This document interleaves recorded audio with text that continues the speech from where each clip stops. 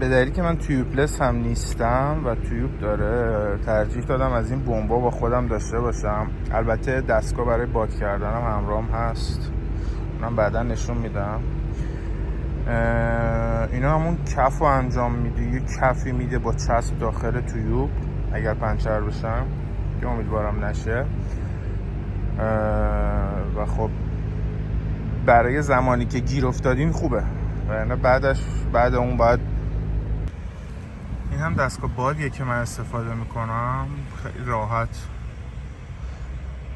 2 بار 2 تا لاستیک رو با یه بار شارژ باد میکنه راحت، حتی بیشتر هم هست. روی موتورم USB دارم که شارژش بکنم، با USB-C شارژ میشه. این از این. یه